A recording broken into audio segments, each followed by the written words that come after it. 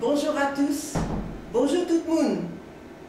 Je regrette beaucoup de ne pas pouvoir être parmi vous en Martinique pour inaugurer ensemble cette année du centenaire Joseph Zobel. Et en effet, je suis retenue en Angleterre où j'habite par des engagements professionnels. Mais heureusement, grâce aux moyens technologiques à notre disposition, eh bien, je suis contente de pouvoir quand même participer un peu à cette commémoration par la voix et par l'image. Je souhaite avant tout remercier pour cette démarche tous les élus de la Martinique, Monsieur le maire André Le Sueur, la région et le département, et vous remercier, vous les Martiniquais, de mettre aujourd'hui à l'honneur mon père, Joseph Zobel, et pas seulement aujourd'hui, mais pour toute l'année 2015, qui a été déclarée par vous, année Zobel. J'apprécie énormément tous vos efforts. Je suis très touchée par le temps, par les talents et l'affection que vous avez investis en projetant ces nombreux événements. Ils me plongent dans l'admiration par leur variété et leur inventivité. En tant que Martiniquaise et en tant que fille de Joseph Zobel, je ne cesserai de vous exprimer ma joie, ma fierté devant tout ce que vous avez et tout ce que vous allez réaliser au cours de cette année. Mon père était un homme plutôt extraordinaire, une personnalité à plusieurs facettes, mais toute tournée vers la créativité, la poursuite de la connaissance, la curiosité d'apprendre chaque jour quelque chose de nouveau. Plus que tout, il était habité par l'amour des gens simples et le désir de célébrer l'amitié. Il mettait en effet l'amitié au-dessus de tout. Et il me disait souvent qu'il ne faut jamais refuser de rendre un service à un ami. Il était aussi habité par l'amour de son pays. Et bien qu'ayant grandi en France et en Afrique, moi, loin de mon île natale, malgré ça, j'ai été transportée dès ma plus tendre enfance par les merveilleuses images de la Martinique que me présentait mon père. Sous forme d'anecdotes, de contes, de chansons, de poèmes, la Martinique a été toujours présente dans notre maison, que ce soit à Fontainebleau qu'à Dakar, au Sénégal.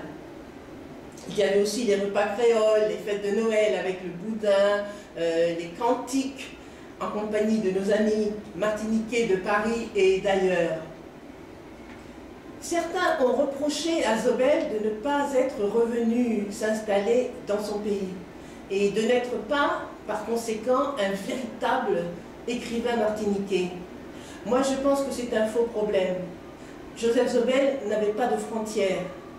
Les latitudes, les longitudes n'étaient pas pour lui des limites et ne définissaient pas ce que doit être un écrivain. Pour moi, un écrivain, c'est quelqu'un qui possède un don inné et il peut le pratiquer n'importe où il se trouve. Des écrivains de réputation mondiale, par exemple, comme Samuel Beckett, comme Eugène Ionesco, ne sont pas retournés vivre en permanence dans leur pays d'origine. Ça ne les empêche pas d'être placés au rang de grands auteurs internationaux et d'avoir une réputation mondiale. Le fait qu'ils n'ont pas vécu en Irlande ou en Roumanie est immatériel. Enfin, moi je pense que parfois c'est en s'éloignant de son lieu de naissance que l'on peut en obtenir une perspective plus originale et plus large.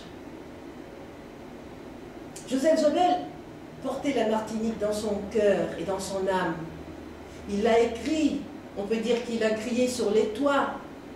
Mon pays, si fidèlement lié à moi que femme et que fortune.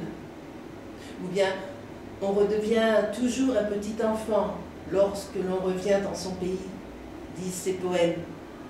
C'est pourquoi, loin de mon île natale, j'ai grandi avec une fierté inculquée par mon père. La fierté d'être noir et la fierté d'avoir des racines caribéennes et africaines. Mon père, lui, avait souffert quand il était jeune en Martinique du mépris des adultes à peau plus claire autour de lui qui lui répétaient qu'il était trop noir. Alors par réaction, il m'a appris à accepter entièrement ma couleur de peau et à ne pas souhaiter qu'elle fût autrement, mais au contraire, de la célébrer dans toute sa beauté.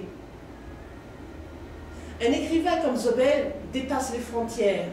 Et c'est pourquoi la rue Cazenègre continue de toucher le public de tous les pays et que le film de Zane Palsy continue à émouvoir jusqu'aux larmes, petits et grands, riches et pauvres. C'est parce que son message est universel. Il nous parle de l'importance de l'éducation, de la nécessité de faire des sacrifices pour aider les siens, de dénoncer les mensonges et l'hypocrisie, de traiter son prochain avec justice et surtout d'aimer. D'aimer et d'avoir confiance en ce pouvoir transformateur de l'amour. Mon père avait tant de facettes diverses, en plus de l'écriture et de la déclamation poétique. Vous savez qu'il était aussi artiste. Ses passe-temps favoris étaient devenus de véritables passions. Dessin, sculpture, poterie, shiatsu, ikebana, sans compter le jardinage et le yoga. Ce qui me fascinait, c'est qu'il ne cessait jamais d'apprendre.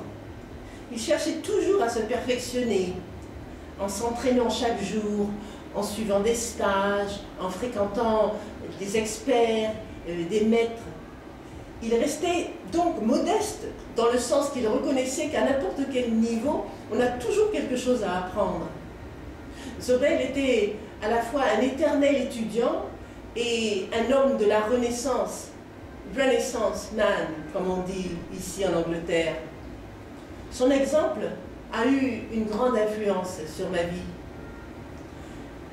Dans la littérature antillaise, Joseph Zobel est l'écrivain qui décrit les gens simples et humbles de son pays.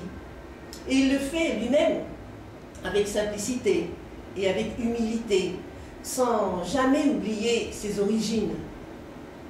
Le travail dur, la misère, les combats pour surmonter les épreuves, les injustices, les inégalités. La première édition de La rue Cazenègre avait en dédicace à ma mère, domestique chez les Blancs, à ma grand-mère, travailleuse agricole et qui ne sait pas lire. Célébrer les joies aussi et les histoires d'amour, et les rêves, les ambitions pour l'avenir, que ce soit dans les terres de la Martinique ou bien dans un petit village de pêcheurs comme les mains pleines d'oiseaux, ou bien la dure mais salutaire expérience de l'arrivée en métropole comme dans La Fête à Paris. Il serait inconcevable de parler de mon père sans mentionner Aimé Césaire. Zobel n'a jamais eu de ressentiment envers Aimé Césaire, comme certains se plaisent à le dire, dans une tentative futile de créer une rivalité qui n'existait pas. Au contraire, mon père admirait beaucoup Césaire. Il le considérait un peu comme son grand frère, car c'est Césaire qui avait remarqué les articles que mon père écrivait pour le magazine Le Sportif et qui lui avait dit « Tu devrais écrire un roman », ce qui l'a encouragé à écrire Diabla. Ce respect, cette affection pour Césaire, Zobel les a exprimés dans le poème « Visite » qu'il dédie à Césaire et où il déclare « Je n'ai pas le mot pour entrer dans le cercle où vibre ta lumière. » Pendant des années, Zobel, dans ses tournées de récital de poésie africaine et caribéenne dans les grandes capitales d'Europe, il avait à son programme les beaux poèmes de Césaire. Et j'ai grandi bercé par la voix de mon père qui disait des passages du cahier d'un retour au pays natal, si bien que très jeune j'en connaissais le texte par cœur. J'ai parlé des multiples facettes de Zobel. Une des plus brillantes a été celle de l'éducateur. Car tout comme il n'a jamais cessé d'apprendre, il n'a jamais non plus cessé d'enseigner, que ce soit comme professeur de français et de diction en France et en Afrique, ou bien maître d'ikebana et de shiatsu. Pour lui, c'était une seconde nature. Je me souviens que pendant les grandes vacances, dans le Midi, quand nous étions enfants, mes deux frères et moi, mon père ne nous lâchait pas. Il nous faisait apprendre une fable de La Fontaine à chaque vacances. Il choisissait une fable différente pour chacun de nous, et puis il nous convoquait dans son bureau tous les matins matin, un par un, pour répéter notre fable.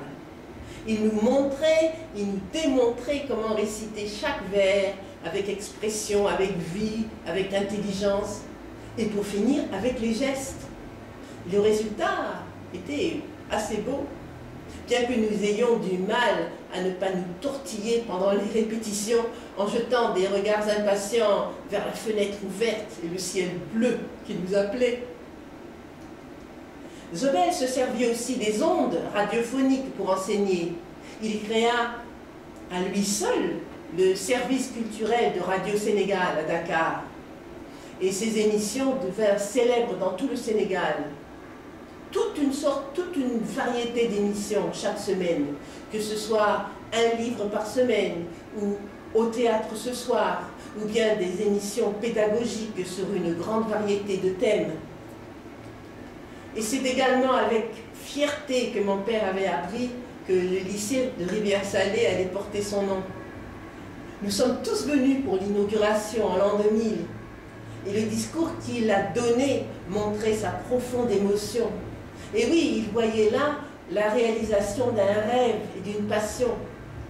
Voir son nom associé à un établissement scolaire dans sa ville natale.